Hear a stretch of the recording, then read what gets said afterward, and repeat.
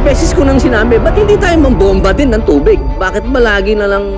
I believe that to the President kung ano yung tamang gawin. And we trust that he will do the proper action. Matitinding pahayag mula sa ilang senador ng ating gobyerno.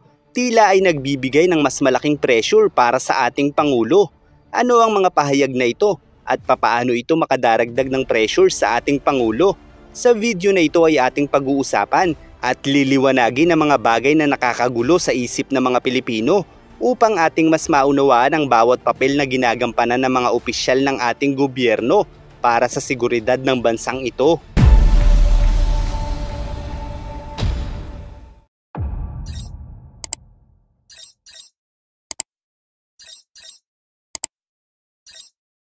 Nito lamang Mayo 2 ay ipinahayag ni Senator Coco Pimentel na dapat umano ay may water cannon rin ang PCG para magamit ito sa mga lumalabag sa ating batas at sovereign rights sa loob ng ating exclusive economic zone.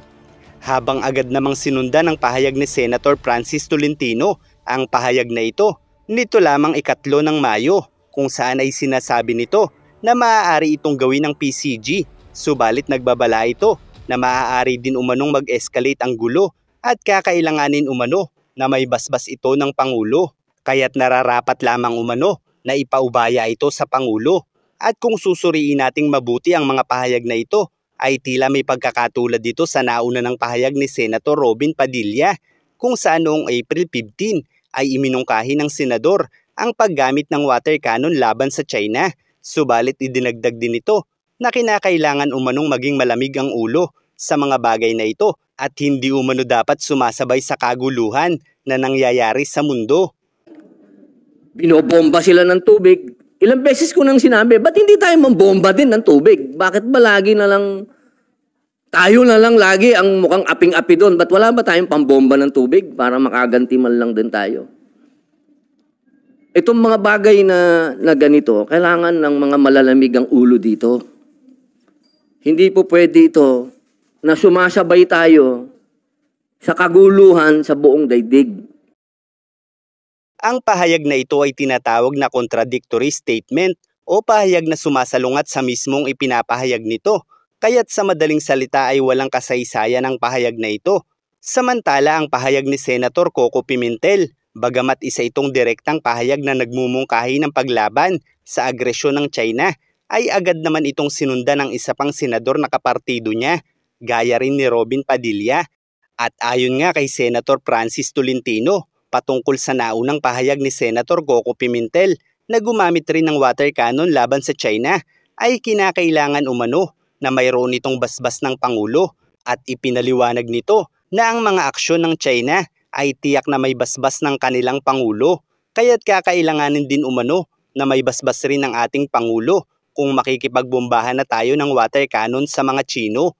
At idinagdag din ito na maaari itong magdulot ng mas malaking gulo.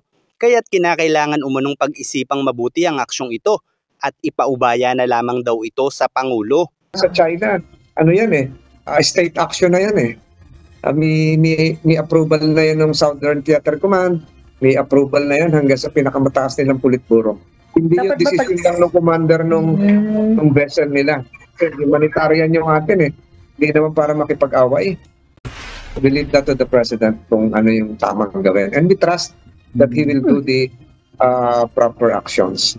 At kung ating susuriin ang magkasamang pahayag ng dalawang senador na magkapartido, ay tila maiisip agad ng mga makadidinig nito na ang lahat ng suliranin ng bansang ito ay nakasalalay lamang sa kamay ng Pangulo dahil sa kabila ng deretsahang pagmumungkahi ni Coco Pimentel na gumamit na ng water cannon, ay kasunod namang nagbabala si Tolentino sa mga posibleng escalation na maidudulot nito at iniha-highlights pa nito na ipaubaya na lang ito sa Pangulo. Kaya naman talagang napakabigat ng pressure ng mga pahayag na ito ng dalawang senador para sa Pangulo dahil kung susundin ng Pangulo ang pahayag na ito ay automatically na siya ang masisisi ng lahat sa oras na hindi maganda ang kalabasan nito, lalo pa at may nagbabadyang malawakang rally kontra gyera na tiyak ay puputok sa oras na magsimulang gumanti ng water cannon ang Pilipinas sa China. Maaaring sabihin nating makatwiran ang pahayag ng dalawang senador na ito kung talagang lingid sa kanilang kaalaman na makadaragdag ito sa pressure para sa Pangulo. Subalit bilang isang mamamayang Pilipino na may kalayaang magpahayag ng saloobin sa bagay na ito, para sa akin ay tila sinadya ang mga pahayag na ito na naaayon sa kapakanan ng komunistang partido. Ang mga senador kasing ito ay miyembro ng PDP Laban na politikal na partido ng dating Pangulo, kung saan noong 2017 ay nagkaroon sila ng partnership sa Chinese Communist Party, which is nagbigay para sa akin ng pagdududa kung kapakanan nga lamang ba ng ating bansa ang kanilang inuuna, dahil bilang isang politikal na partido ay hindi maganda na magkaroon sila ng kaugnayan sa komunistang partido ng China, dahil mangangahulugan ito na sa bawat halalan ay maaaring makapasok ang mga hidden agenda ng China at ang mga opisyal ng gobyerno na nahahalal gamit ang partidong ito ay hindi malabong napakikinabangan ng kanilang partner na komunistang partido ng China. Kaya't kaduda-duda talaga ang pagsusulong ng isang senador na basta na lamang gumanti sa agresyon ng China na hindi ipinaliliwanag ang mga consequences na maaaring mangyari sa bansang ito. Habang ang isa naman bagamat nagpaliwanag sa consequences ng pagganti sa China ay tila ipinahihiwatig naman na ang lahat ng consequences na ito ay nakasalalay lamang sa desisyon ng Pangulo. Isang pahayag na bagamat totoo ay kulang naman sa konteksto.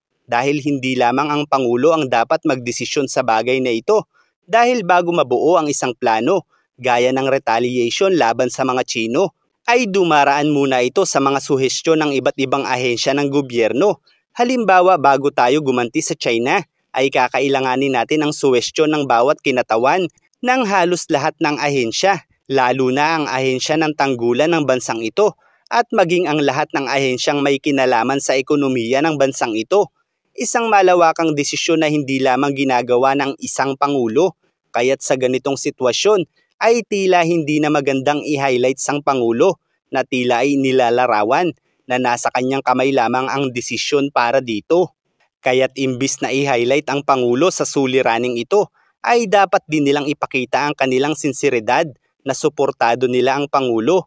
Hindi yung basta sasabihin na lang ipaubaya sa Pangulo, gayong wala pa man ang gulo, ay nagkakagulo na ang mga alagad ng komunistang partido, kung saan ay malinaw na ang lahat ng ito ay kasama sa contingency plan ng komunistang partido.